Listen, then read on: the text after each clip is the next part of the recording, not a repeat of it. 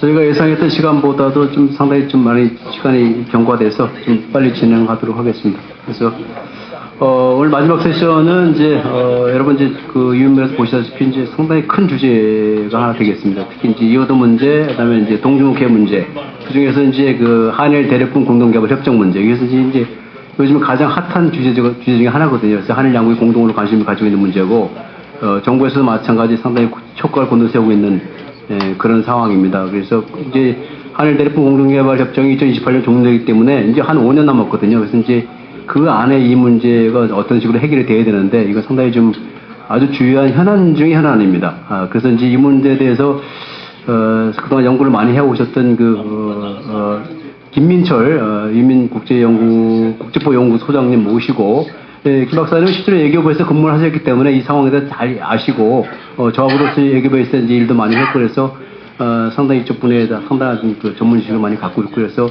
지금도 왕성히 활동을 하고 계셔서 아마 오늘 좋은 얘기가 좀 많이 나오지 않을까 생각이 됩니다. 그래서 여러분들 잘 들으시고, 좀 이렇게 현재 그 한일 간의 어떤 그 동중국해 한일 대륙 공동개발 협정 문제가 어떻게 해결될 것인가를 좀 판단하고 전망하는데 좀 도움이 되기를 바랍니다. 그러면 오늘 마지막 발표자인 김민철 박사님을 모시겠습니다. 박수로 맞이해 주시죠.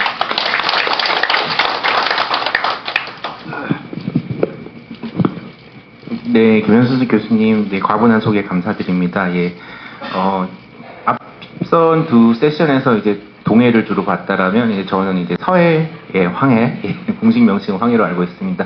그 다음에, 동중국해, 남해죠, 저희들 입장에서. 그쪽으로 한번 가보려고 하는데요. 일단,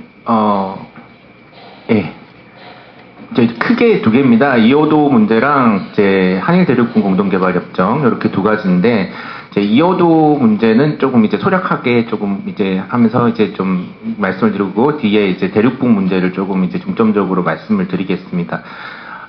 이호도는 이제 세 가지를 제가 중점적으로 말씀드릴 텐데요. 이제 하나는 이제 포인트 위주로 말씀드리고 넘어가겠습니다. 이게 사실 이제 제가 예전에 이제 어릴 때 읽었던 이호도라는 소설, 이청준 우리 작가님 이제 작고하셨습니다만 이제 소설인데, 저도 어릴 때 이거 보면서 되게 신비롭다라는 느낌을 많이 받았어요. 이제 이 책에도 보면은 이렇게 이런 내용이 나오는데, 이제 섬은 늘 거기에 있었다. 그러나 그 섬을 본 사람은 없었다. 섬을 본 사람 모두가 어디로 가버렸기 때문이다. 그런데 아무도 이제 돌아온 사람은 없었다. 이게 뭔가 쪽이 좀 문학적 감성이 막 이렇게 막 일어나려고 하는 그런 느낌이 드는데, 여기서 섬이라는 건, 섬도자를 써서 이호도라고 저희가 얘기를 하고 있지만, 사실 이제 이호도는 다들 잘 아시다시피 물 위에 있는, 해양법적으로 이제 물 위에 떠 있는 섬이 아니라 물 아래에 있는 수중암초라고 이렇게 표현을 이렇게 하는데요. 이렇게 그래서 결국 이게 섬이 아니다. 라는 얘기를 하나를 이제 하려고 합니다. 지금 보시면 4.6m 정도 수면 아래에 있고, 그 옆에 보시면 지금 이호도 해양과학기지가 이제 만들어져 있죠. 아마 그랬던 것 같아요. 이제 4.6m, 저도 이제 현장을 가본 적은 없어가지고 잘은 모르겠지만, 이제 날씨 변화나 이런 거에 따라가지고 정말 풍랑이 치거나 하면 저 4.6m 아래에 있는 암초가 위로 올라오면서 섬같이 보이지 않았을까 하는 그런 이제 상상도 한번 해봤습니다. 그런데 이제 법적으로 이게 물 위에 떠 있는, 항상 이제 물 위에 떠 있는, 둘러싸여져 있는 이제 육지 지형이 아니다라고 하는 말은, 이제 엄밀히 말해서 이곳에 이제 영토 분쟁이란 있을 수 없다. 그래서 저희가 이제 한중간에 이제 이호도 분쟁 이렇게 얘기를 많이 하긴 하지만, 그 부분은 이제 영토 분쟁, 영유권 분쟁, 이제 독도 문제하고는 이제 다른 거죠. 그거하고는 이제 차원을 좀 달리하는 문제다. 그래서 치료력 지배를 한다라든지 이런 식의 논리는 이호도 문제에는 적용이 되지 않는다라는 걸 이제 먼저 한다는 말씀을 드리고요. 사실 이 부분은 한국과 중국이 바다, 황해의 바다, 약간 동중국해 쪽으로 치우쳐 있긴 한데, 그 바다를 어떻게 가르느냐에 따라서 이호도가 한국으로 가는지 중국으로 가는지가 결정되는 문제입니다. 그래서 결과적으로 이거는 영토 분쟁이 아니라 해양 경계 획정을 어떻게 해야 되느냐, 이지와 대륙붕의 경계 획정을 어떻게 해야 되느냐에 대한 문제라는 것이고요. 사실 이 부분은 이제 1996년 이제 유엔 해양법 협약에 이제 한국과 중국이 동시에 이제 가입하고 이제 발효하면서 해양경계 획정 회담을 계속해 왔습니다. 지금도 하고 있고요. 그 과정에서 양측에서 다 이제 이어도 이 부분에 대해서는 이건 영토 분쟁이 아니다라는 식의 이제 인식의 이제 합의를 이제 이끌어낸 바도 있었습니다. 이게 한 꼭지가 되겠고요. 그 다음에 이제 이어도 해양과학기지 얘기를 조금 하려고 합니다. 이어도 해양과학기지 이렇게 멋있게 저희가 2003년도에 이제 만들었습니다. 그래서 지금 뭐 해양과학 조사라든지 이런 활동도 많이 하고 이제 있고, 사실 이거 뒤에 뭐 또 뭐 가고초, 그 다음에 또 이제 1호, 3호 해서 세 개 지금 저희가 이제 해양과학기지를 운영하고 있습니다. 그런 현실인데요.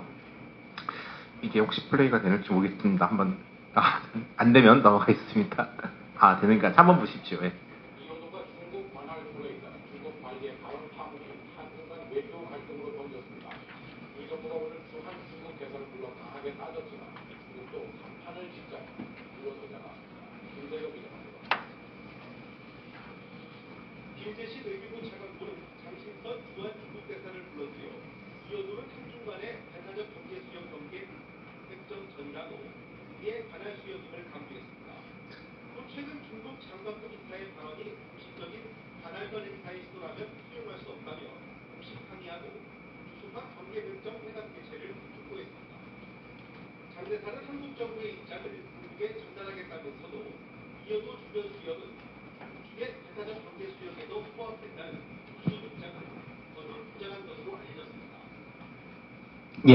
한국과 중국 간에 지금 이어도 해양과학지 기지 설치 문제를 가지고 사실 이게 계속 이제 논란이 되고 있고요. 뭐 이 해양과학기지 주변에 또 이제 중국 어선들이 중국 어선도 조업 많이 합니다. 그리고 뭐 중국 관공선이 와서 이제 뭐 또 해양 조사를 한다든지 뭐 이런 일들이 나올 때마다 이제 또 서로 이제 이 수역에서 나가라, 여기서 정당하게 우리는 활동을 하고 있다, 이런 식의 이제 논란이 계속 벌어지는데, 그래서 이호도도 이호도 해양과학기지도 사실 그 중에 큰 이제 대표적인 이슈죠, 어떻게 보면. 그래서 이제 한국 정부와 이제 중국 정부의 입장은 이렇게 서로 갈립니다. 한국 정부는 해양경계 획정이 되지 않았지만 지리적으로 우리에게 가깝기 때문에 우리는 여기서 이렇게 해양과학기지를 꽂을 수 있다. 근데 이제 중국은 아니다. 여기도 우리 200캐리 이지 안에 포함되기 때문에 니네들이 함부로 이걸 꽂아서는 안 된다라는 이제 입장을 취하고 있습니다.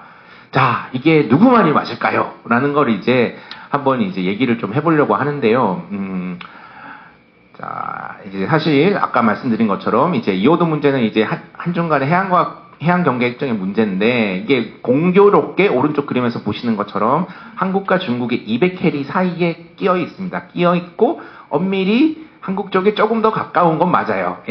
맞는데 그러면은 이제 그럼 이렇게 한국에 가깝다고 해서 우리가 그럼 막 해도 되는가? 라는 의문이 드는데, 그걸 이제 국제법적으로 조금 더 말씀을 드리겠습니다. 그걸 말씀드리고, 이거는 사실 뒤에 또 우리 한일 대륙붕 공동개발 요 문제하고 좀 연계가 되니까 한번 잠깐 말씀을 드리겠는데요.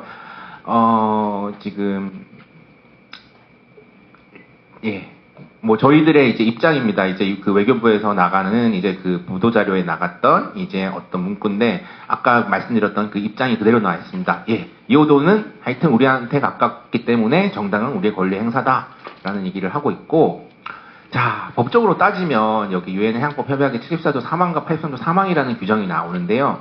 여기서 보시면 이렇게 경계가 이제 획정되지 않은 수역에서는 서로 뭔가 협력을 해라. 잠정약정이라고 하는데, 이제 예를 들면 어업협정이라든지 대륙붕협정이라든지 그런 것들이죠. 그걸 위해서 협력을 하고, 그 다음에 누군가 함부로 나가가지고 여기서 일방적으로 해서 분위기를 험악하게 만든다든지 그런 행동을 하지 마라, 이제 자제하라 라는 식의 이제 의무를 이제 규정을 하고 있습니다. 그런데 사실 이게 규정은 이렇게 있지만 되게 모호해요. 보셔도 이게 그럼 어떻게 하란 말이냐.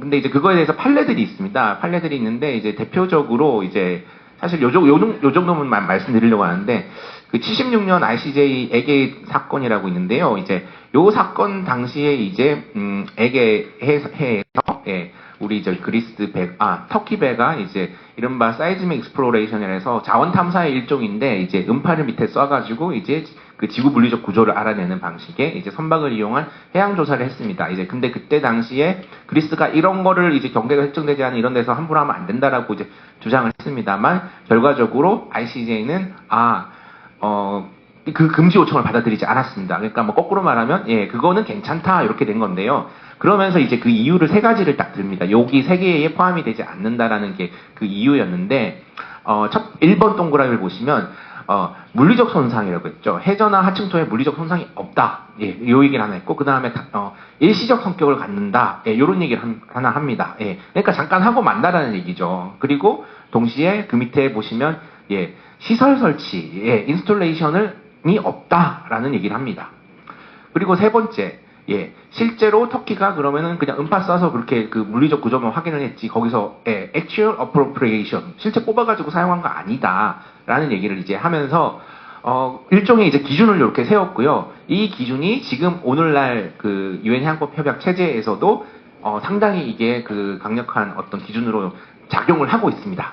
그런데 제가 여기서 하나 이제 조금, 이걸 보시면서 좀 눈치가 빠르신 분들은 약 뜨끔할 수도 있겠다 싶은데, 두 번째 보시면 시설 설치라는 게 있어요. 예, Establishment of Installation. 자, 왼쪽이 이게 지금 우리가 평소에 그 지금 탄성파 탐사, 지진파 탐사라고 또 얘기하는데 아까 그리스 터키 간에 문제됐던 그 어떤 그 유형의 해양 조사였어요. 자, 배가 쭉 가면서 한 3, 4km 정도 이제 뒤에 그 시선을 매달고 가면서 바닥에 막 이제 그 음파를 쏩니다. 쏘면 그걸 받아가지고 분석을 해서 이제 결과를 딱 받는 방식. 자, 오른쪽. 자, 이오도 기지입니다. 이런 거는 전형적인 인스톨레이션이라고 부릅니다. 유엔 해양법 협약계 인스톨레이션으로 그냥, 예, 그 규정이 되어 있다고 보시면 되거든요. 그럼 거꾸로 다시 돌아가서 보면은, 자, 두 번째, 동그라미 두 번째, 야, 그리고 일시적 성격이라고 했는데, 이건 완전히 땅바닥에 꽂아버린 거잖아요. 그럼 이거는 일시적인 게 아니네? 퍼머넌트하네? 항구적이네? 뭐 이런 생각을 할 수 있습니다. 자, 그렇다면, 저기 1976년 사건에 따르자면, 이호도 해양과학기지는 국제법에 반할 수 있겠구나라는 생각을 할 수 있겠는 거죠. 그런데 사실 요 사건만 있었고 이호도 해양과학기지를 만들 당시에 다른 판례들이 전혀 없었습니다. 예, 그렇기 때문에 사실 이거를 당시에 이런 검토까지 이루어졌는지는 확실치는 않습니다만 지금 오늘날의 시각에서 본다면 이런 논란이 분명히 벌어질 수도 있다. 예, 이제 그걸 말씀드릴 수 있을 것 같고. 그래서 이제 판례들이 이제 그 뒤로 조금씩 나오기 시작합니다. 가이아나 수리남 사건이라고 해서 2007년에도 나오고, 예. 그 다음에, 가나 코트디부아르 사건이라고 또 나왔고, 예. 이렇게 쭉쭉 나왔습니다. 나왔고, 최근에는 이제 2012년에 이제 소말리아 케냐 사건까지 나왔는데, 조금씩 판례가 결이 다르긴 하지만, 이제 결과적으로 이제 최근에 ICJ에서 나왔던 소말리아 케냐 사건은 아까 에게의 사건의 그 기준을 그대로 맞다. 예, 그 기준을 채택을 했습니다. 예. 결과적으로 아까 그 1976년 사건의 결론은 그대로 간다라는 거죠. 예. 예. 그렇게 되면은, 이호도 기업 해양과학 기지는 그럼 위법한 거 아니냐라고 해서, 위법설의 입장에서 이제 생각을 하나 해볼 수 있겠고, 예. 자, 제가 사실 말씀드리고 싶은 건 두 번째였던 거예요. 그래서, 적법설의 입장으로서 충분히 이걸 아규먼트 할 수 있다라는 이제 얘기를 하고 있는데, 사실 지금 이 기준 자체가 저는 이게 그 대륙붕의 자원 탐사에 대한 것이지 해양과학 조사에 적용을 한다든지 하는 거는 이제 태생이 잘못된 거를 이제 데리고 와서 유추해서 쓴다라는 생각을 하고 있고요. 그 다음에 이거에 대해서 사실 디펜드할 수 있는 논리는 많습니다. 이제 철거 가능한 시설물이라는 거, 뽑으면 되지 않느냐? 이게 무슨 그리고 이제 석유 뽑아내듯이 해양의 그런 어떤 오염을 일으키기보다는 오히려 더 해양을 조사해서 친환경적인 어떤 그런 측면이 많다. 이런 식의 아규먼트를 많이 할 수 있다. 예, 라는 얘기를 좀 드리고 싶었고 끝으로 제가 이 부분을 하여튼 이제 말씀드리고 싶은데 적법설도 전 충분히 설득력이 있다고 생각하고 특히 이제 한중 관계에서는 저희는 이제 중간선 입장을 취하거든요. 해양 경계증은 중간이 되어야 된다. 예, 그 생각을 해본다면 한국은 사실 어떻게 보면 유리한 어떤 전진기지를 세워놓은 거예요. 예, 세워놓고 이제 그거에 대해서 이제 대응을 해 나가고 있는 상황이다. 예.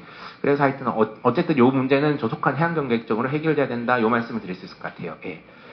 그리고 이제 넘어가서 이제 대륙붕 공동개발 문제. 예. 사실 이건 좀 복잡합니다. 이제 그래서 이제 시간이 이게 조금 이제 좀 걸릴지도 모르겠다 싶은데 짧게 제가 말씀드리겠습니다.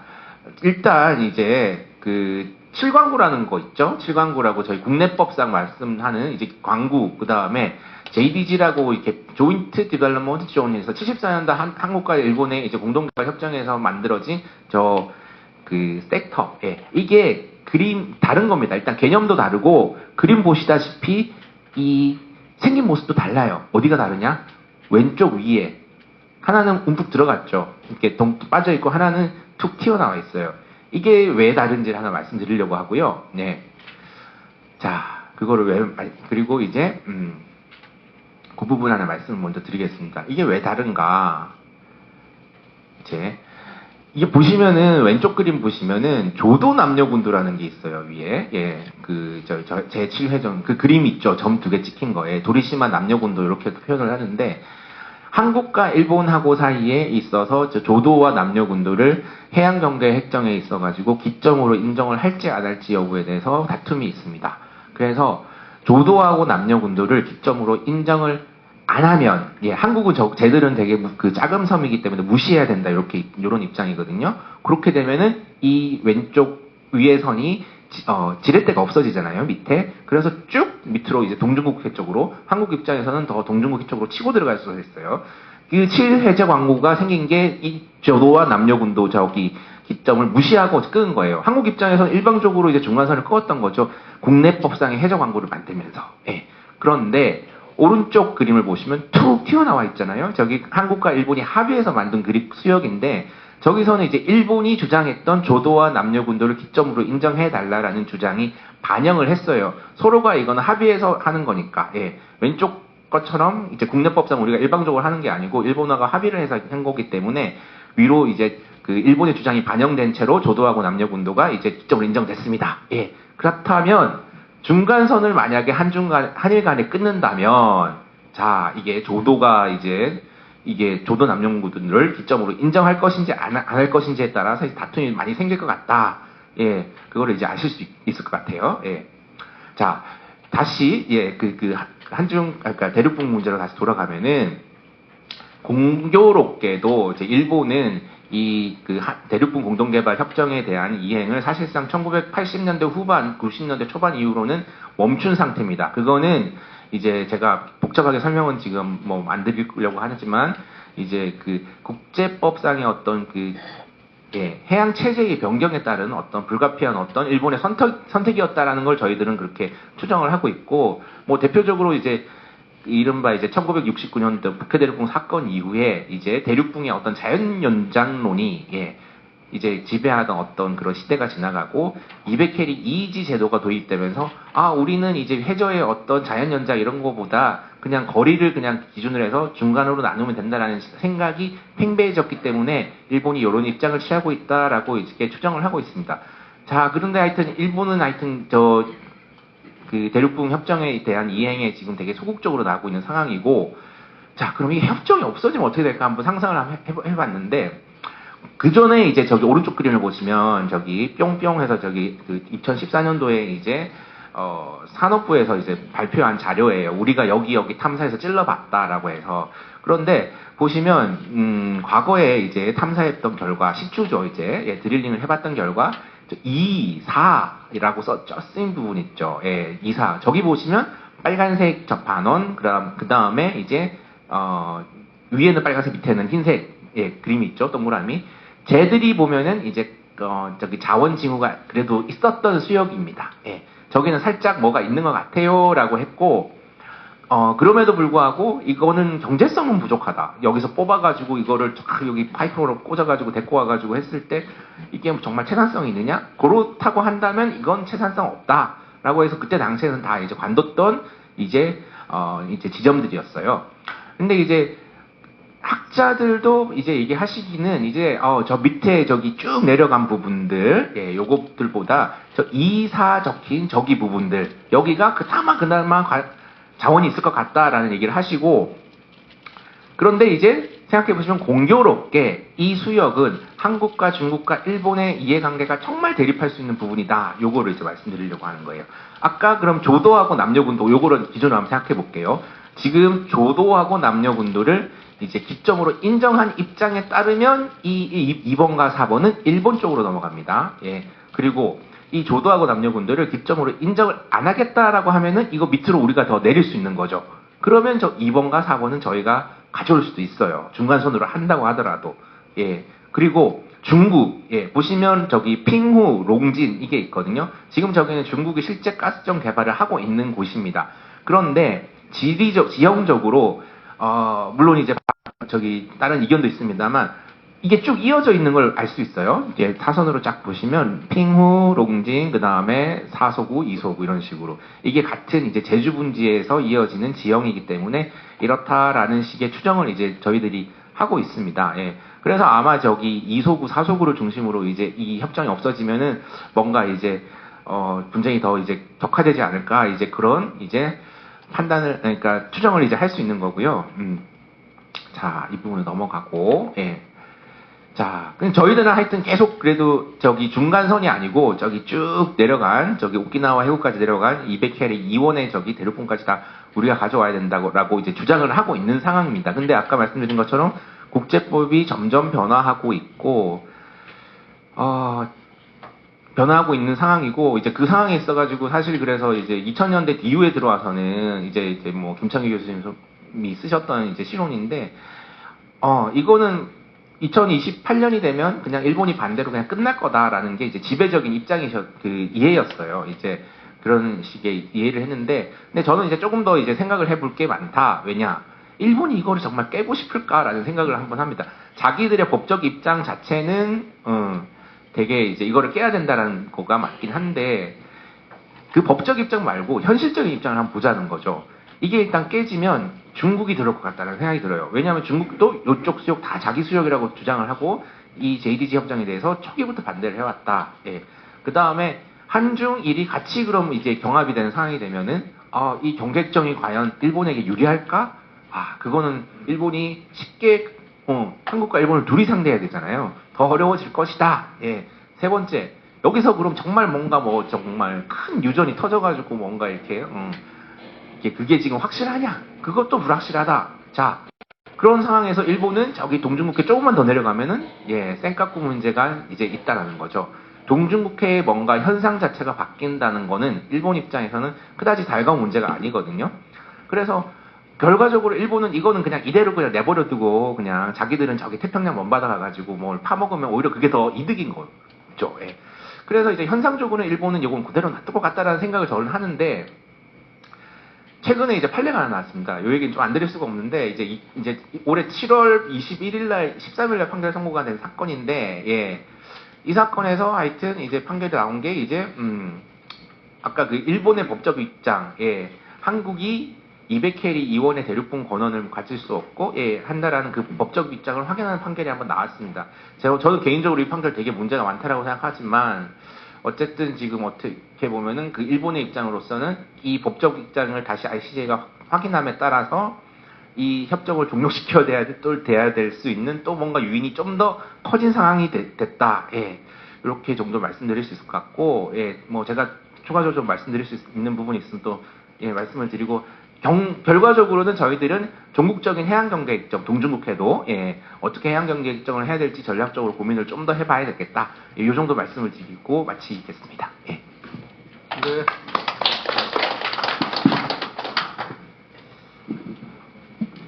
네, 상당히 이게 이렇게 좀 접근하기 어려운 분야인데 이제 김 박사님이 이제 과거에 이제 이런 분들을 많이 접해하셨기 때문에 상당히 짧은 시간 동안에 그 코어 이슈들만 가지고 이제 설명을 해드렸고요. 이제 이호도 문제는 뭐 여러분 잘 아시다시피 이제 영토의 문제가 아니고 해양 경계 문제이기 때문에 이것은 이제 한중 간의 합의 문제죠 결국. 그래서 이제 지금 이제 한중 관계가 상당히 대록됐기 때문에 결국 합의가 좀 안 되는 상황이고 그래서 이건 시간이 필요한 문제고 다만 중국이 상당히 공세적으로 나온다는 문제는 그래서 이제 소위 수연자오라는 중국 명칭을 가지고 이제 상당히 좀 이호도 쪽에 이제 업도 많이 하고 또 이제 오늘 보니까 이제 중국도 동중국해 이제 숭하이라는 그 막문을 100m 넘는 막문을 설치해가지고 결국 동중국해를 감시하겠다 이런 것도 오늘 나왔거든요. 그래서 아마 중국이 상당히 공세적으로 나올 거예요 앞으로. 그래서 근데 우리는 이제 어떻게 대응할 것인가. 그래서 이미 황해는 우리 이제 소위 한일호업 정상의 어떤 그 잠정주 수역 근해 부위도 좀 6개가, 8개가 있죠. 8개가 지금 깔아져. 그래서 상당히 좀 뭐, 우리가 예기치 못하는 일들을 많이 합니다.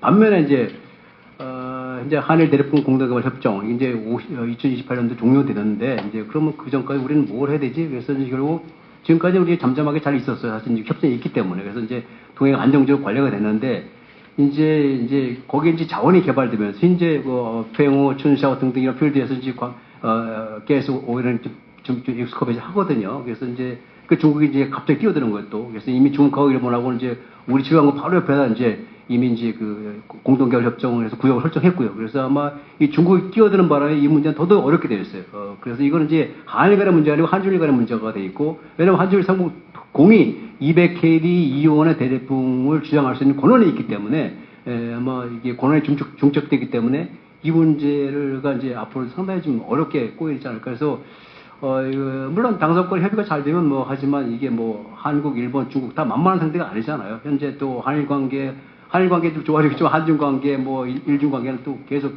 getting worse 되잖아요 지금. 그래서 이게 뭐 서로 양 당사자들이 협상에 응하지 않는, 뭐 나오지 않을 이런 상황이 됐기 때문에 상당히 좀 우리 정부도 어려움이 있지 않을까. 이 데드록을 어떻게 이제 뭐 타개해야 될 거인가 대해서는. 그래서 물론 이제 뭐 법률에 의하면 결국 이제 아까도 이제 박사 지적했습니다만은 이제 최근의 판례도 그렇고 대륙붕은 거리 플러스 지질학적 개념이에요. 지질학적, geological concept이란 말이죠. 이게 그래서 200캐리 이온으로 밖으로까지 대륙붕이 즉 해저 지역이 계속 연장되면 맥시멈 350캐리까지 자국의 그 대륙붕 권리를 주장할 수 있습니다. 해양법 176조에 의해서. 근데 이제 최근의 판례는 이 200캐리 이온의 대륙붕 주장이 다른 거 200캐리 이내를 침해하면 그거는 유효하지 않다. 라는 판결이 나온 거예요.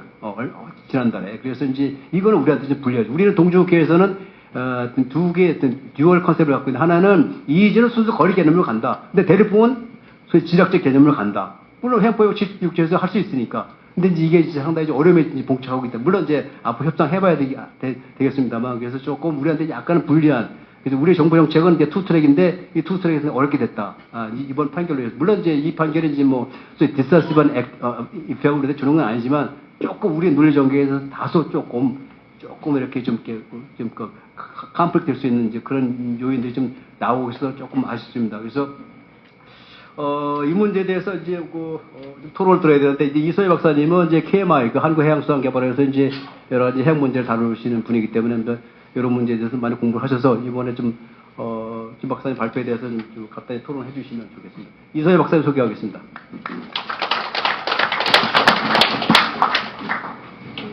중요한 현안 문제에 대해서 토론할 수 있게 되어서 진심으로 감사드립니다. 제가 토론문에 굉장히 좀 많은 질문을 했는데, 또 저희 발표자님께서 발표하시면서 또 설명해 주신 부분도 있고 해서 중요하다고 생각하는 부분을 중심으로 짧게 토론하도록 하겠습니다. 먼저 이어도 문제에 대해서 말씀드리겠습니다. 이어도 문제의 법적 문제는 크게 3가지로 나눌 수 있는데요. 첫 번째는 한중간 해양 경계 문제, 두 번째로는 한국의 이어도 해양과학기지 설치 및 운용 문제, 셋째는 중국의 이어도 해역어업 및 중국의 군함이나 해양 감시선 문제, 이렇게 3가지 쟁점으로 정리를 할 수 있습니다. 발표자인 김민철 박사님께서 잘 제시를 해주셨듯이 이어도 문제의 핵심은 한중간 해양 경계 획정이라고 생각합니다. 이어도가 수중 암초로서 영유권의 대상이 되지 못하기 때문에 이어도 관련 영토 문제가 없다는 점을 강조하기 위한 것이기도 하지만, 한중 경계 획정 결과 이어도가 한국 측에 귀속이 되면 두 번째, 세 번째 쟁점은 자연스럽게 해결이 될 수 있기 때문입니다. 저는 특별히 한중간의 이의지 경계 획정에 대해서는 우리 측에 좀 유리한 그런 판례에 대해서 설명해 주시기 요청드린다고 했는데, 이 부분에 대해서는 잘 설명해 주셔서 넘어가도록 하겠습니다. 두 번째 쟁점에서 한국의 이어도 해양과학기지 설치 운용 문제에서 사실은 이제 일시적이라는 용어가 굉장히 이제 판례에서도 중요하게 다루어졌는데요. 이 판례에 따르면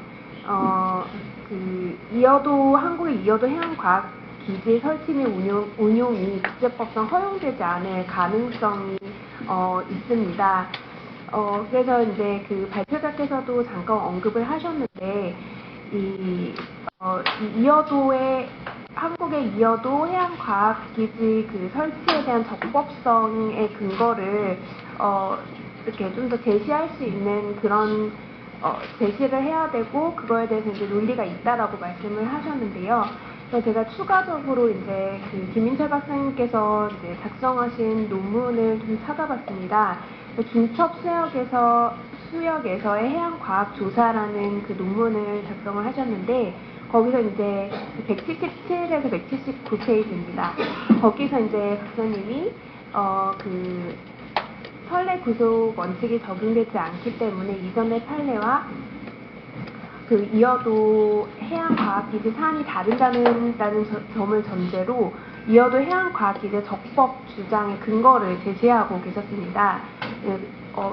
그 향후 중국 측의 한국 측 인근 수역에서의 일방적 과학 조사 등 관할권 행사 시도 시에 상호 주의에 입각해서 한국 측의 주요 반박 논리로 활용할 가능성이 있다, 이렇게 하셨는데, 중국이 한국 측 인근 수역에서 과학조사를 분명히 했을 것 같고, 근데 구체적으로 어떤 그런 사례가 더 있는지, 해양과학기지 설치를 운용한 사례가 있는지 간단하게 설명을 해주시면 좋을 것 같습니다.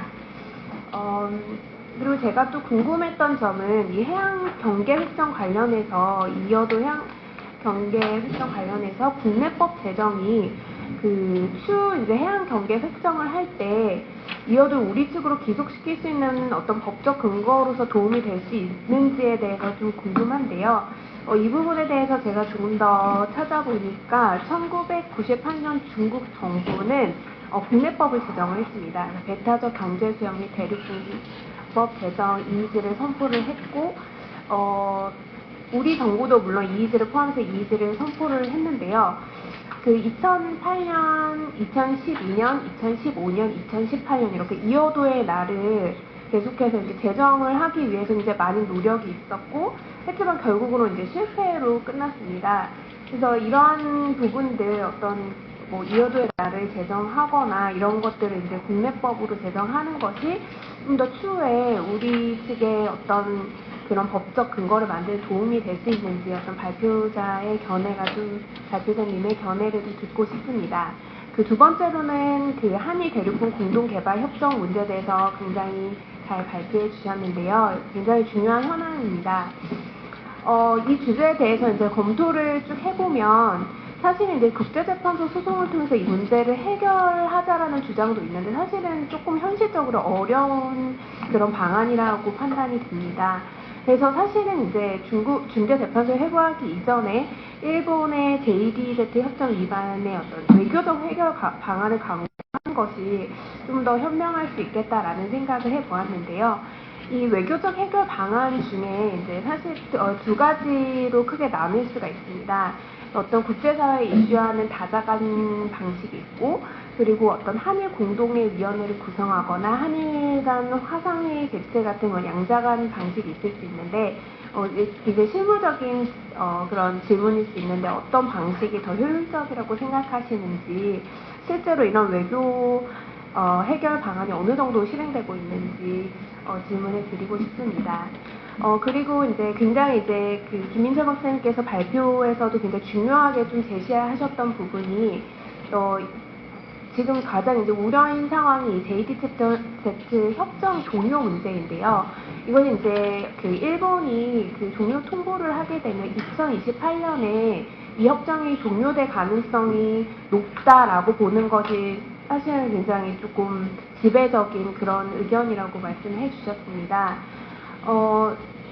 저도 이런 견해가 지배적이라고 생각을 했지만, 조금 더 이제 생각을 해보면 사실은 이 협정이 종료가 되면 중국을 배제하기 어렵게 되고, 그 한국, 일본, 중국 이렇게 3국 간의 어떤 그런 문제로 확대될 가능성이 이제 높기 때문에, 제가 생각했을 때도 일본 입장에서는 이 협정을 종료하는 것이 과연 유리한 것인가, 유지하는 것이 더 나을 수도 있겠다라는 그런 판단이 들었습니다.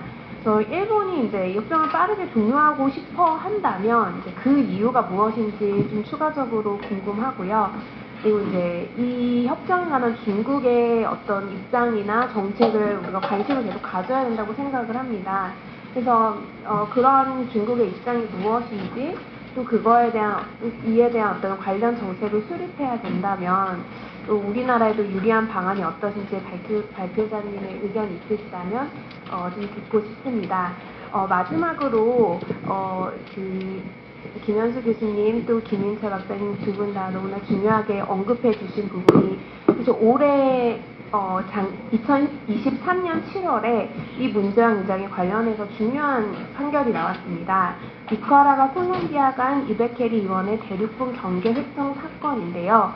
사실 이 사건이 이제 주목하는 이유가 우리 이제 동주국해 문제와 관련이 있고, 사실은 이것이 일본의 입장이 더 유리하기 때문에 이 사건에 대해서 이제 우리가 더 관심을 갖고 좀 더 생각을 해봐야겠습니다. 잘 말씀해 주셨지만 혹시 또 추가적으로 이 사건에 대한 또 의견이 있다면 말씀해 주시면 감사하겠습니다. 이상으로 토론을 마치겠습니다. 네, 감사합니다. 질문을 상당히 많이 하셨네요. 그래서 말씀 다 써머리 되셨죠. 그러면 제가 볼 때는 하나, 둘, 셋, 넷, 다섯, 한 7개 되는데 한번 간단히 한번 일단 말씀을 예. 예, 혹시 부족한 게 있으면 또 개인적으로 또 말씀을 좀 드리도록 하고요. 저녁 시간 들어오면서. 먼저 이제, 해양과학 조사를 이제 하는 데 있어가지고 일단 중국이 한국 쪽에 와서 무슨 해양과학 기지를 세웠다거나 이런 적은 없습니다. 없는데, 이제 해양조사선 같은 경우 관공선이죠. 예, 보통 이제 해양과학 조사를 한다라고 하는 거는 이제 국가기관의 선박인 경우가 많습니다. 예, 일본도 그렇고요.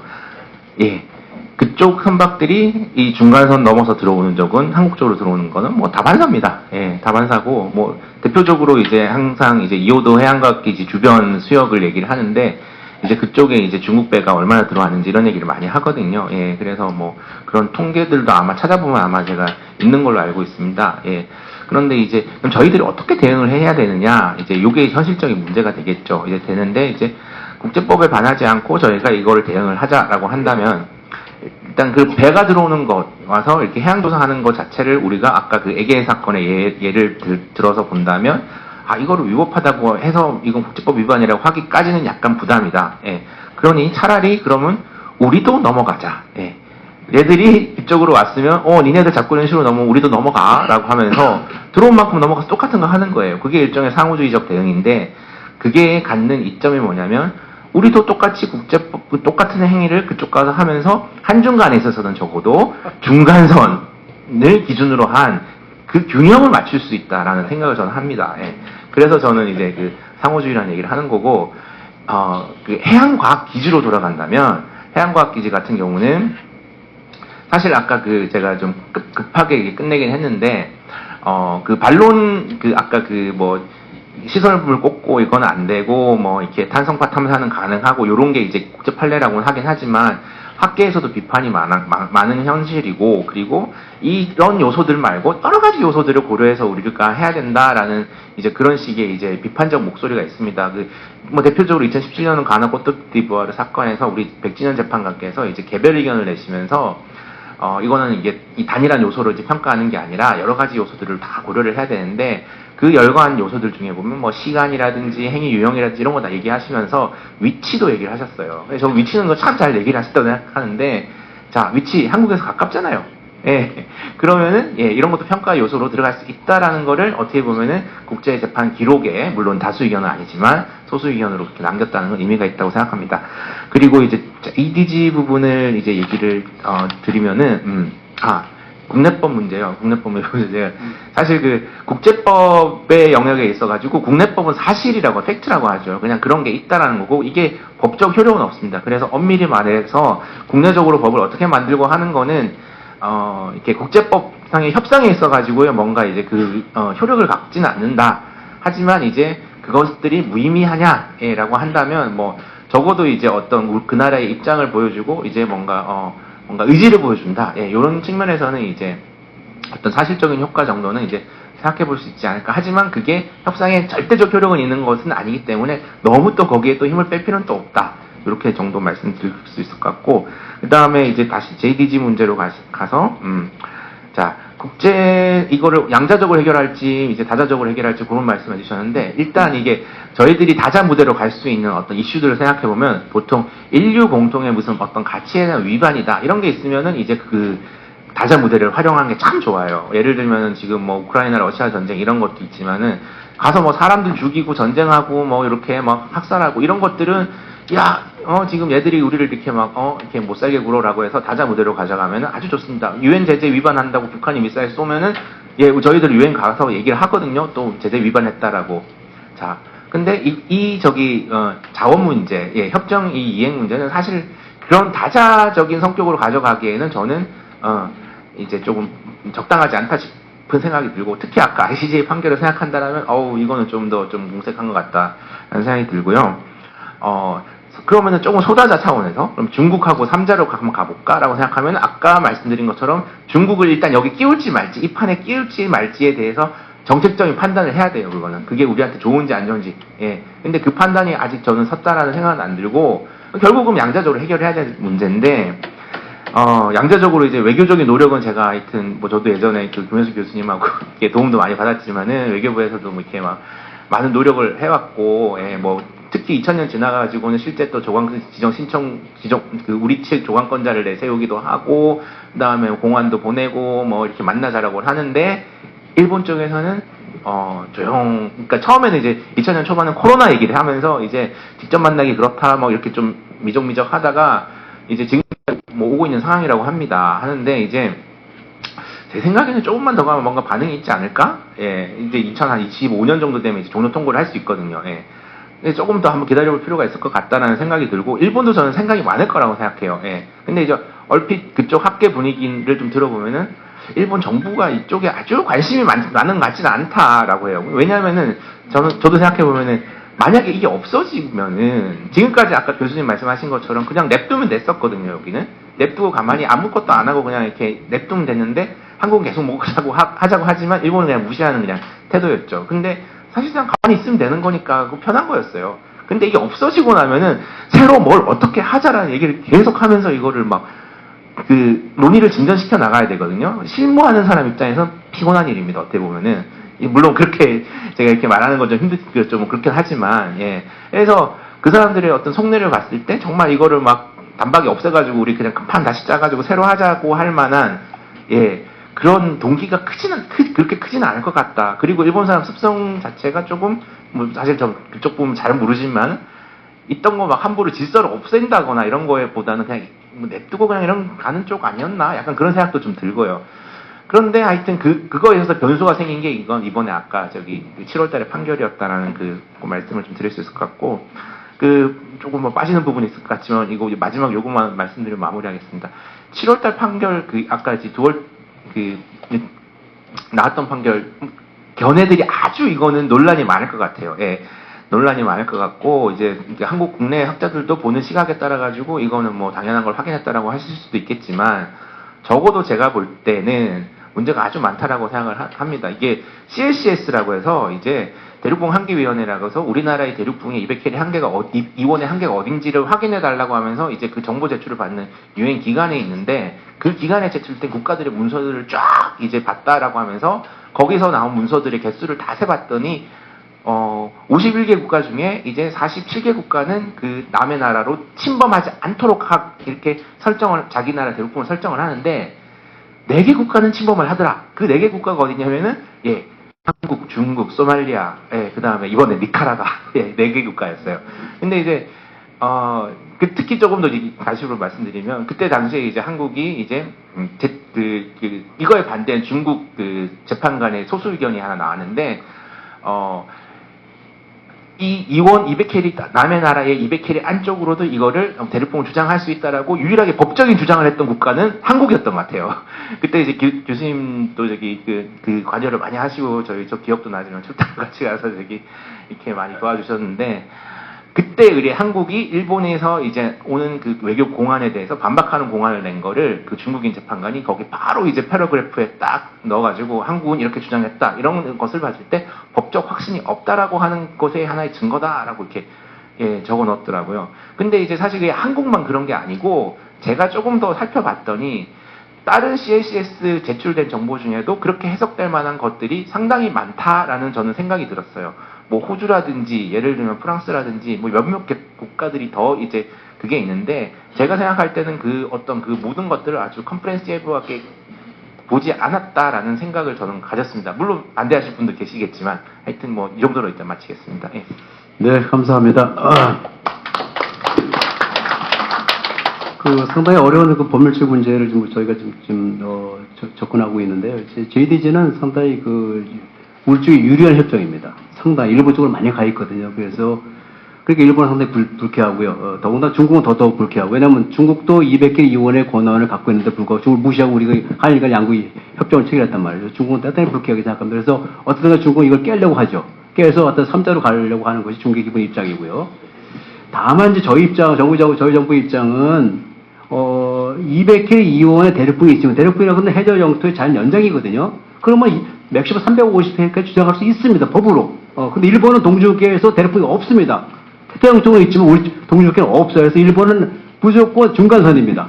중간선으로 가자 하는 거예요. 그러니까 이제 대륙붕이 없으니까. 저희는 대륙붕이 있기 때문에 그러니까 이 대륙붕이라는 것은 한중의 공유 대륙붕이 사실은 중국도 똑같이 주장할 수 있어요. 그래서 저희가 이제 그 유엔에 어떤 이런 문서 제출할 때도 이걸 고민해서 저희는 기본적으로 대륙붕 개념에 충실한 해석을 한다. 해양보호 76조에 의해서 해저 지형의 어떤 그 연장선상에 충실한 해석을 하다. 그래서 200개 이용까지 우리는 주장한다 해서 중국 오키나와 근처까지 거의 이제 뭐 우리가 대륙붕의 권한이 있다라고 판단해서 유엔에 문서 제출하는 경우가 있습니다. 과거에 저희가 이제 우리 김 박사가 같이 일했습니다만은. 근데 그것이 이제 결국 뭐 CLCS에서는 이제 박영 교수님 계시겠습니다만은 CLCS 이렇게 이런 그 대륙붕의 어떤 권한을 결정하는 뭐 이렇게 결정보다도 하여튼 그 권고를 하는 그런 기관인데요. 거기서 일단 뭐 우리 입장 또 중국 입장 중국 때 저희가 중국과 협조를 많이 했어 사실은. 그래서 이제 뭐 우리 이제 김 박사님 같이 출장도 많이 가고 했는데 그래서 이제 중국은 이제 우리 입장을 동조를 많이 했고 그래서 왜냐면 공유 대륙붕이기 때문에 동중국해가 그래도 중국도 대륙붕 연장을 계속 가면 우리 쪽으로 오고 우리도 마찬가지로 그래서 이제 상당히 양국이 같이 주장할 수 있는 권한이 충분히 있어요. 일본이 상당히 불리하죠 그렇게 되면. 그래서 이제 결국 일본은 대륙붕 개념을 추진하지 않고 무조건 거리 개념을 간다. 특히 이제 대상 해역의 수역의 400캐릭이 포기 안 되면 대륙붕 경기하고 이해지 경기를 별도 듀얼 바운드 라인을 결정하는 것은 별로 합리적이지 않다라는 게 판단을 많이 해요 사실은. 그럼 뭐 그것은 이제 뭐 각국 입장이 다르니까 우리는 저희는 하여튼 투트로 간다는 거죠. 그래서 이해지 경계는 중간선 개념, 거리 개념으로 가고 대륙붕 개념은 해저 지형 개념으로 간다. 라는 것이 우리 입장이에요. 근데 이제 일본은 상당히 이제 반대를 많이 하는 거죠. 그래서 일부 국가는 일본의 입장을 동조합니다. 그러니까 400개 이내의 수역에서 그냥 거리 개념으로 가자. 그게 합리적이죠. 다른 국가 200개 이내를 침해하면 또 일본이 불리하니까. 그래서 이제 상당히 지금 어려움이 많이 있어요. 이제 최근에 국제판례 이제 지난달 나온 거는 또 우리한테 불리한 파악이 나오죠. 다른 국가 200개 이내를 침해해서는 안 된다는 거죠. 근데 그것은 제가 볼 때는 상당히 논란이 많이 판단할 수밖에 없고 해양보호가 76조 정면으로 도전하는 거거든요, 이것이. 그래서 제가 볼 때는 이게 상당히 문제가 많은 판결이다라고 생각하게 돼서 아마 이번 건은 중국과 우리가 상당히 공조할 수 있는 좋은 아이템이 됐어요. 과거에 우리 했던 것처럼. 그래서 아마 근데 일본은 또 원하지 않죠. 그래서 아마 이 문제는 아마 우리 정부 상당히 고민할 거예요, 지금. 그래서 이거 어떻게 처리할 것인가, how to respond 이건데 그래서 아마 지금 우리 정부 상당히 고민을 많이 하고 있습니다, 사실은. 그래서 아마 근데 결국은 이제 뭐 우리는 조금 적극적인데 여기 일본은 소극적이고 그래서 뭐 이걸 어떻게 해결해야 될지 아마 좀 뭐 조만간 결론이 나오겠죠. 그래서 물론 현 상태를 그대로 가져가는 게 제일 좋죠. 안정적으로 이렇게 이제 관리를 할 수 있으니까. 근데 이게 이제 깨지면 이제 상당히 논란이 이제 될 수밖에 없고 중국이 이제 개입할 수밖에 없고 그러면 이제 한중 상황권에 그야말로 메리타임 컴플릭이 생기는 거예요. 근데 이 차이나스에서 그러면 이건 뭐 이호도 문제보다 훨씬 더 강한. 왜냐면 거기 지금 오해를 깨서 나오기 때문에 현재. 그렇기 때문에 아마 상당히 중국인 일본 우리는 조금 롱지해안까지 우리 권한을 좀 못 미쳐요. 조금 멀기 때문에 그래서 우리는 조금 근데 중국과 일본은 상당히 좀 오일앤 가스 현재 개발하고 있기 때문에 아마 상당히 우리보다 훨씬 더 관심이 많아요. 그래서 뭐 저희는 가능하면 이제 현행 체제를 유지하는 게 제일 바람직하죠. 그러나 이제 뭐 도전 해결책이 있다면 결국 이제 한중일 합의해서 어떤 뭐 합의해서 경쟁적을 하면 뭐 간단히 해결되는 거죠. 근데 이것은 뭐 it take times. 이거 언제 이럴지 몰라. 이거는 이제 뭐 그래서 더군다나 안 되면 결국 이제 법원을 갈 수밖에 없는 이런 상황이 될 수밖에 없어서 이게 상당히 좀 엄청 어려운 해결 문제 중에 하나고 저희가 이제 좀 이제 일본 입장이나 이제 중국 입장을 잘 주시하는 거예요. 그래서 중국은 하여튼 뭐 어쨌거나 이 협정을 깨려고 하는 입장이 강해. 그래서 이제 새로운 어떤 그 틀을 만들려고 하는 입장이 강하기 때문에 좀 우리가 좀 잘 예의주시하게 해야 될 상황이라고 봅니다. 이 발표 내용에 대해서 혹시 여러분 그 프로에서 혹시 그 질문 있어요? 예. 네.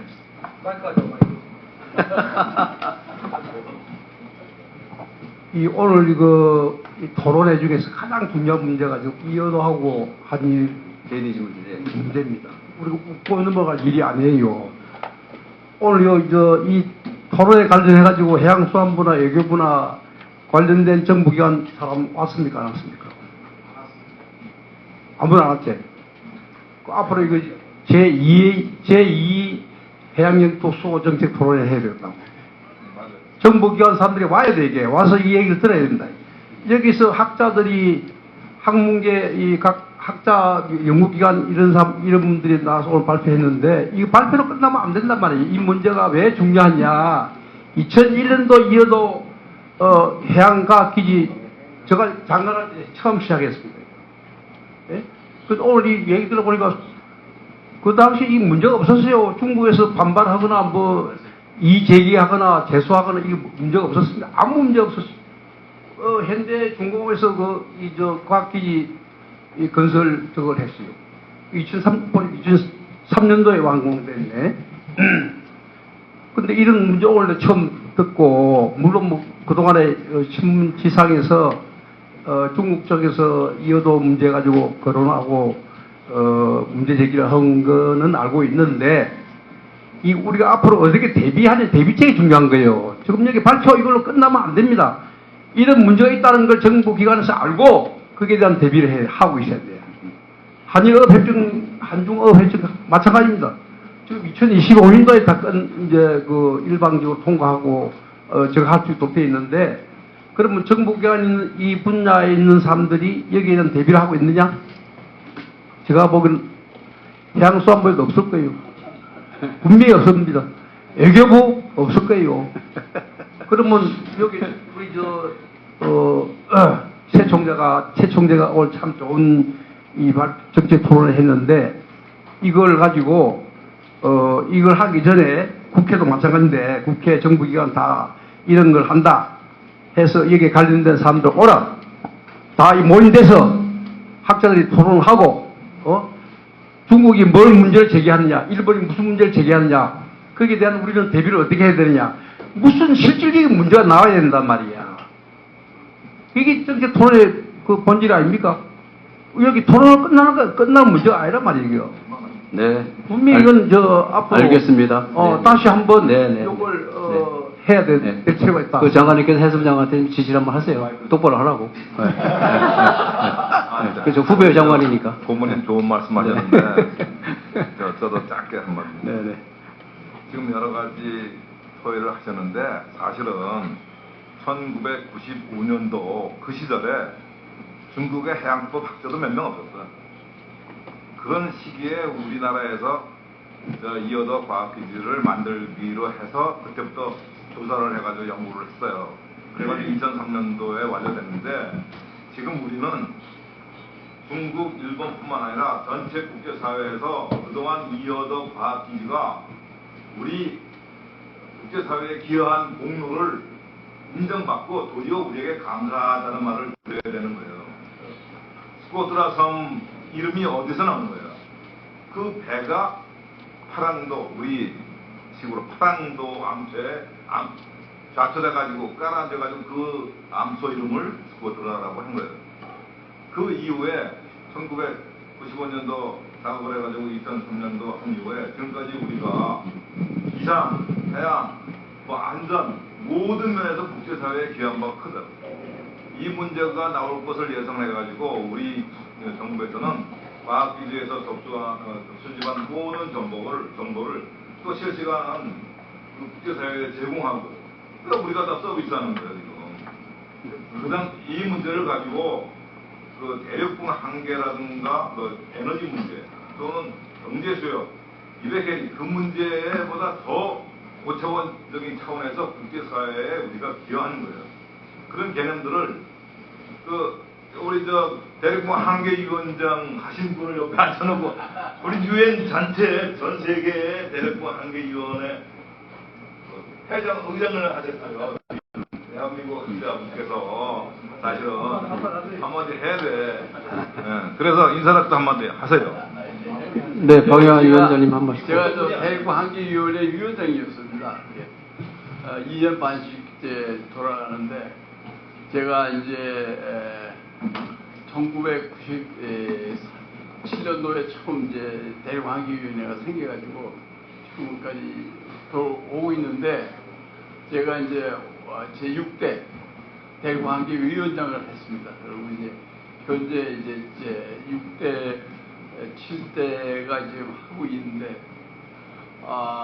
사실 이게 우리나라의 경우는 사실 이게 200헬이 바깥쪽이지만 이게 일본의 200헬이 또 안쪽이랍니다. 또 이 중국도 강력해요. 그래서 이게 우리가 지금 우리나라 쪽으로 볼 때는 우리 지질학 쪽으로만 보는 겁니다. 저는 지질학자이기 때문에. 그래서 우리는 200헬 바깥쪽으로 350헬이 안쪽까지를 우리가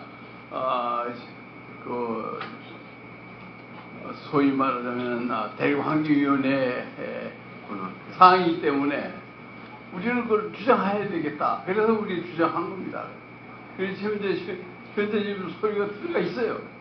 들어가 있지만 지금 구주 3개국이 지금 현재 들어왔어요. 현재까지. 오늘까지 93개국이 지금 소리를 냈습니다. 지금 자기네 대륙 한계의 끝까지를 했습니다. 그래서 이제 중국하고 우리나라하고 지금 몇 개 나라가 아까 말한 대로 지금 현재 12개국이 현재 서류가 좀 리텐이 되어 있죠. 보면. 근데 우리나라하고 중국은 200헬이지만 200헬이 바깥쪽으로 이 350헬이 가까이 가서 우리는 일본의 경계까지 우리 가서 이제 현재 여기 오키나와 해무파가 여기 나와 있어요. 여기 69페이지에 2012년 정식 정보 수역도 외교부 보도 자료라고 거기서 나오고 여기까지 지금 우리가 주장하고 있는 겁니다. 현재. 근데 현재 이것은 이제 일본이 정식을 반대를 합니다. 이거. 그러니까 저는 의장이지만은 뭐 아무 소리를 못하죠. 저는 다른 나라에 대해 21명으로 구성되어 있습니다. 서유럽, 동유럽, 아시아, 아프리카, 남아메리카 이 5개국이 22명으로 구성되어 있는 대륙 한계위원회가 있습니다. 대륙 한계위원회. 그 중에서 이제 5년씩, 2년 반씩, 2년 6개월씩 이제 의장을 하는데 제가 이제 의장을 아시아에선 하고 말았지만 현재로서는 이 대륙 한계위원회에서는 이걸 다루지 못하고 있습니다. 네, 의장님 감사합니다. 예. 네. 전체적으로 이제 토론의 제3자 토론에 대한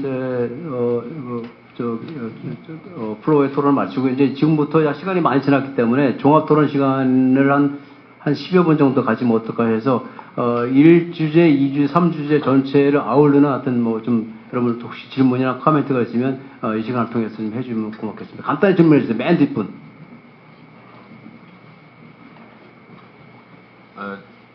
앞선 질문자님께서 정책하고 정치하는 분이 와 계셔야 된다는데 그 말 전적으로 저도 찬동을 합니다.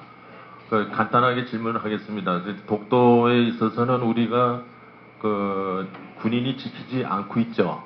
네. 영토는 군인이 지켜야 됩니다. 경찰이 지킨다는 건 영토가 아니라는 것이고요. 그다음에 독도는 외교부 외교부에서 관할을 하고 있습니다. 우리 영토가 아니라는 겁니다. 저번에 국회의원 갔을 때 상륙이 금지됐는데 외교부에서 금지시켜서 상륙을 못했습니다. 우리나라 땅이 아니라는 거죠. 그리고 이호도 같은 경우에는 영해를 200해리 그 협상 대상이 아닙니다. 그거는 1대1로 나눠야 되는 대상인데 200해리로 이렇게 나눠가지고 지금 그 꼴이 됐습니다. 200해리로 나누게 되면은 우리나라 그 영해가 상당히 침해를 당합니다. 그래서 200해리를 하면 안 되는 것 자체를 해놓고 200해리니 어쩌니 얘기를 하고 있습니다. 그 바람에 이호도 상륙을 하려면 중국 정부의 허락을 받아야 됩니다. 네? 퇴가할 때도 허락을 받아야 되고, 그리고 이호도 상공을 우리나라 공군기나 여객기가 지나갈 때 중국 정부의 허락을 받아야 됩니다. 이런 상황이 돼 있는데 무슨 이호도가 어쩌고저쩌고 하고 전 국민이 다 나와가지고 독도는 우리 땅 합창대 열고 이거 다 쓸데없는 짓거리입니다. 자, 이제 질문 다 하셨죠? 예, 답변 드리겠습니다. 끝났습니다. 두 개 질문하셨는데 이건 다 오류가 심각합니다. 왜냐하면 그 영토를 경찰을 지키는 거는 우리 행정권에 적용되는 땅이기 때문에 분쟁 지역은 군대가 가는 거거든요. 그러니까 우리 영토는 당연히 경찰이 가는 겁니다. 아니 서울의 경찰이 치안 유지하지 군대가 치안 유지합니까? 그다음에 두 번째, 이호도는 영해의 범위는 12마일이에요. 이호도 영해가 200마일이 아니에요. 220마일 이 밖에는 200km 배터 경계수역이라는 해양수역이 있습니다. 그거를 해양법에서 인정해서 주장할 수 있는 거예요. 그러니까 200km 영해라는 표현은 아주 무식한 발언입니다. 그거 하지 마세요. 예, 인식을 똑바로 하시라고. 아니, 200해리 그거 주장을 할 때 그 상대방 영역을 서로 침범하게 될 때는 협상을 해야 됩니다. 아니 당연하죠. 협상이 좀 안 되니까 우리 주장을 얘기한 거잖아요. 안 하니까 이호도로 들어갈 때 중국 그것은 협상의 문제입니다. 향후에 한중 협상의 문제이기 때문에 협상이 안 되기 때문에 현재 이제 한일 간의 제도 협상이 있기 때문에 그걸 어떻게 처리할까? 얘기합니다. 어? 전 중국입니다. 아, 한중 그래? 이호도 얘기입니다. 아니 그래 이호도? 이호도 이호도는 우리나라 해역 쪽인데 200해리 그 협상 대상으로 삼은 바람에 우리나라 영해가 이호도는 말이죠. 네. 우리 저 마라도로부터 157km고요. 중국 동도도 257km입니다. 그렇죠. 우리가 훨씬 가까워. 중국이 아니에요. 근데 중국이 네. 지금 순시성이 아니죠. 중국 해군이 들어오고 있고. 해군에 들어오지 않습니다. 들어오지 않고요. 우리 핵이 매일 패출을 하고요. 중국이 어민들에서 조업을 합니다. 사실 똑바로 알고 계세요. 중국이 안 갑니까? 중국의 해경선이 오지 않고요. 분쟁이 없기 때문에 안 오고요. 그 다음에 중국의 어민들만 가서 아니 중국이 그걸 하는 걸 제가 봤습니다. 아니, 봤어요. 나중에 뉴스로 그건 나오는 아니, 그거는 다른 목적이 있겠죠. 그 다음에 이호도 그 기지도 네. 그 중국 정부로부터 허락을 받아야 됩니다. 아, 그거는 네? 저거 이호도를 갔다 온 사람이 중국 허가 받지 않았습니다. 우리 과학진데 왜 중국 허가를 받습니까? 그러면은 그 정확한 사실을 지금 얘기했어요. 바뀌었겠죠. 더 이상 질문 받지 네. 않겠습니다. 그리고 제대로 팩트를 알고 분쟁 하세요. 지역이 아니면은 군대가 안 간다. 그러면은 모든 데 우리 군대 가면 안 되죠. 자, 다음 질문 한번 받겠습니다. 오케이, 마지막 받겠습니다. 이렇게 영토 문제를 이렇게 치열합니다. 저는 이분 소설을 모르겠는데 이런 문제 얘기하는 간첩 같아요, 간첩. 예, 네. 얘기를 했죠. 저는 네. 골정화 국제운송에 있는 권오인입니다. 코리안 패스포트입니다. 오늘 그거 들으면서 제가 인식과 용어의 문제 몇 가지만 말씀드리겠습니다. 저는 그 해양 영토 수호 정책 토론회가 아니고 확장 정책 토론회가 됐으면 좋겠다는 생각을 했습니다. 국제법에 근거해서 얘기를 하고 있는데 한편으로는 국제법을 근거로 얘기하면서 또 한편으로는 국제법에 반하는 주장을 하고 있는 게 한국의 현실입니다. 예를 들면 동해 문제가 그렇습니다. 이어도라고 쓰고 있는데 엄밀한 얘기는 이어초가 맞습니다. 소설은 이어도가 좋습니다. 우리의 영토 얘기할 때는 이어초라고 쓰는 게 더 정확할 것 같습니다. 이어초에 문제가 생기면 중국이 서사군도 남사군도 스카보로에 자기들 한 행동을 역으로 하면은 중국은 우리한테 반박을 하지 못할 것 같습니다. 동해의 또 다른 그 반대가 대한해협입니다. 우리는 대한해협이 국제적으로 공인받고 있는 이름입니다. 근데 현실은 스시마 동쪽은 일본이 스시마 스트리트라고 주장을 하고 있고 쓰고 있습니다. 한국은 방치를 하고 있습니다. 그럼 우리는 뭘 해야 됩니까? 조금 더 엄밀한 얘기를 할 필요가 있지 않느냐 싶고요. 독도는 실효적 지배만으로도 충분하다고 생각합니다. 우리가 실효적으로 지배를 하고 있습니다. 유지하면 될 것 같고요. 영토는 사실 국가의 총력적인 문제입니다. 이렇게 말로 되는 게 아니고 그 얘기를 백업할 수 없는 파워가 없을 때는 이 유지가 안 됩니다. 그래서 굉장히 심각한 얘기를 오늘 하시는 것 같은데 좀 길게 아까 그 유삼남 장관님께서 말씀하신 것처럼 이런 중차대한 얘기를 하는 데에 관계자가 없다라는 건 사실 말이 잘 안 되는 것 같습니다. 이상입니다. 네, 감사합니다. 제가 한두 개 좀 오류를 정정하겠습니다. 2호도 2호초로 명칭하는 건 2호도 섬이 아니기 때문에 사실 섬도 때 쓰면 안 돼요. 섬도 때 쓰면 섬이 아니기 때문에 해저 지형이거든요, 사실. 그러니까 이제 어떻게 보면 암초라고 볼 수 있는 거예요. 2호초라는 명칭이 쓸 수 있습니다. 그 다음에 대한합의 국제적인 명칭은 Western Channel of Korea Strait. 그 다음에 뜨지만 오른쪽은 Eastern Channel of Korea Strait. 이게 국제 명칭입니다. 그래서 뭐 일본을 주장한 건 일본이 얘기하는 게 사실 해협이에요. 그러니까 국제적인 명칭은 명확하게 서수로 동수로 대한해협. 이것이 국제적으로 이제 공인된 명칭입니다. 그래서 그거는 참고하지 않으셔도 될 것 같아요. 일본은 뭐 자기들이 뭐 쓰시마 해협이니 그건 뭐 마음대로 얘기할 수 있죠. 그러나 국제적인 명칭은 그렇게 돼 있다 하는 것입니다. 또, 자, 한번, 예. 예. 예? 한일 간에 카트리 선박이 다니고 있습니다. 거기 지도를 걸고 다닙니다. 한국적 선박이에요. 스시마 스텝이 적어놨습니다. 아, 그거는 뭐 그 선박의 문제이죠. 뭐 그래서, 그렇다고 뭐 쓰시마 해협이라서 그것이 뭐 일본 거에 되고 그런 건 아니잖아요. 그래서 그것은 뭐 이런 자리가 그건 해수부 감시를 잘 해야 되겠네. 이런 자리가 어디까지 전달될 거냐? 네. 현실적으로 그런 걸 말씀드립니다. 네, 감사합니다. 마지막으로 한 분 간단히 질문해 주세요. 네, 네, 마지막 하세요. 마이크가 없는데. 네, 저 마이크 와요. 네. 예. 저는 저 해군대학에서 대전에서 멀리 왔습니다. 그래서 꼭 질문을 드려야 되는데, JDG 상공에 카디지를 설정하는 방안에 대해서 어떻게 생각하시는지 궁금합니다. 예, JDG 상공에 카디지를 설정할 수 있는지. 왜냐하면 JDG가 우리 대륙붕이라고 하면 그 상공도 당연히 우리 하늘이어야 되고 그렇기 때문에 카디지를 설정할 수 있는 것인지에 대한 질문입니다. 카디 박사님. 근데 그거는요 군사적인 문제인데요. 이 캐디즈나 제디즈 이제 최근에 중국에서도 방공식별구역을 만들었습니다. 그 전에는 중국은 방공식별구역이 없었습니다. 아까 처음에 질문하신 분 중에서 뭐 우리 비행기가 다닐 때 2호도 상공은 중국에 통제한다고 그러는데 그거는 플라이트 인포메이션 리전이라고 해가지고요. 그 관제권을 이양한 그 구역이 있습니다. 그게 그 관제권을 이양한 구역. 그러니까 FIR이 2호도 상공을 지나간다고 그러면은 우리 항공기가 넘어갈 때 관제권이 중국 쪽으로 이양이 됩니다. 최근에 5년 전까지만 해도 중국은 방공식별구역이 없었어요. 근데 이제 우리가 제디즈, 캐디즈를 만들어 놓고 나니까 중국에서 방공식별구역을 만들었는데 방공식별구역은 그냥 메가도 사령부에서 2차 대전 끝나고 사실은 일본하고 한국만 만들어 놓은 겁니다. 이게 국제적으로 어떻게 공인된 그런 것도 사실은 아니에요. 러시아에서도 인정 안 하지 않습니까? 이제 우리가 우리의 방어를 목적으로 정해놓은 거기 때문에 이걸 국제법상으로 이게 뭐 아까 이야기했던 최강구 쪽의 JDG가 우리 구역이니까 방공식별구역을 선포하면 되지 않느냐. 이것도 조금 문제가 있을 겁니다. 사실 우리가 그 해군에 이야기하면 이제 작전구역이 있거든요. AO가.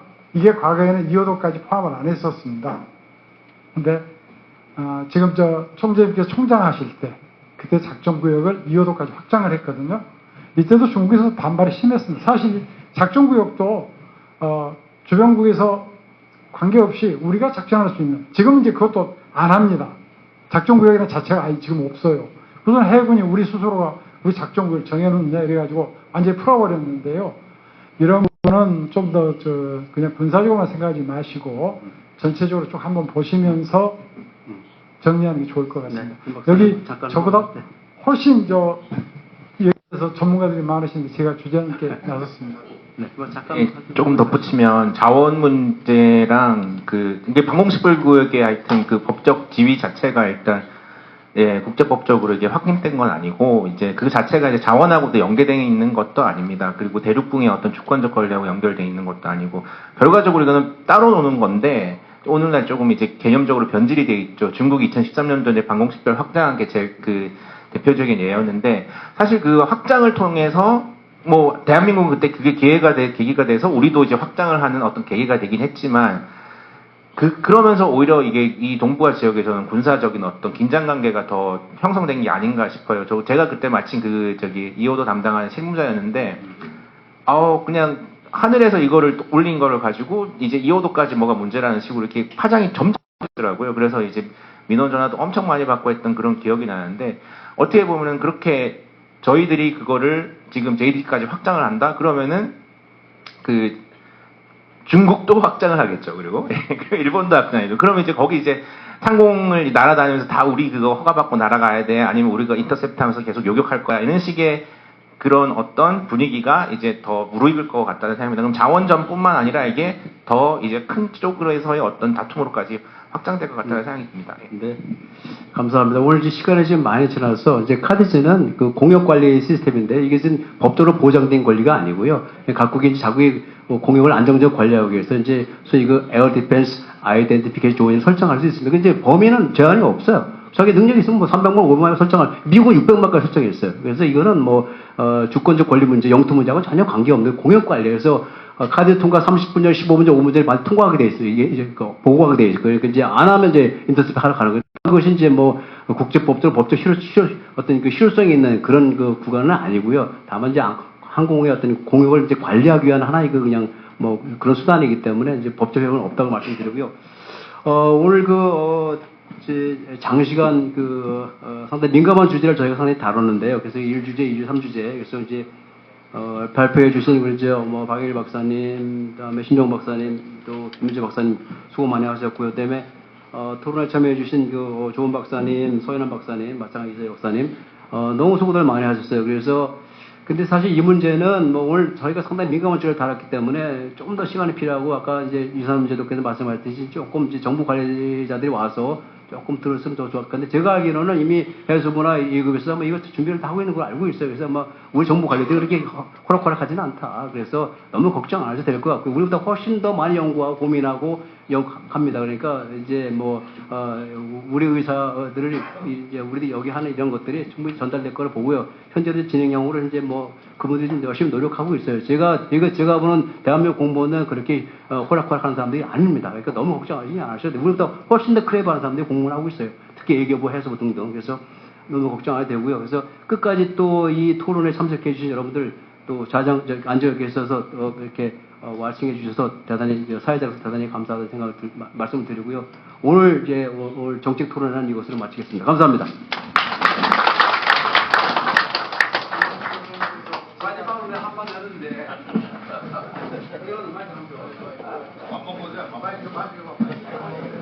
마지막으로 한마디 하는데 국무회의석상에서 또 정부 각부 장차관 모인 자리에서 또 국회에서 바다와 관련된 이호도라든가 이 한중업 협정이라든가 이런 바다와 관련된 문제에 대해서 전문가가 없습니다. 솔직히 말해서 없습니다. 국무회의 석상에서 대륙붕이 뭐야? 대통령이 물어보 대륙붕이 뭔지가 없습니다. 나 지금 대륙붕 200마일 이거 얘기 나왔는데 그 당시 그런 얘기도 했는데 여기 모인 분들이 우리나라 최고의 전문가다. 예? 국민가 아셔야 돼요. 그래서 이 문제가 앞으로 해결되려면 우리 최 총재께서 이런 정책 토론을 많이 해가지고 국회의원도 나오고 정부 장차도 나오고 와서 듣고 지식을 넓혀놔야 돼요. 예? 자기 아는 것밖에 몰라요. 전문가가 없습니다. 우리 여기 인사는 전문가예요. 그걸 분명히 알고 자부심을 갖고 앞으로 파이팅! 고맙습니다. 차장하고 우리 유산문 장관님께서요. 제가 드릴 말씀 다 하셨습니다. 이상으로 2023년 해양영토 소정책 토론 처음 마치겠습니다.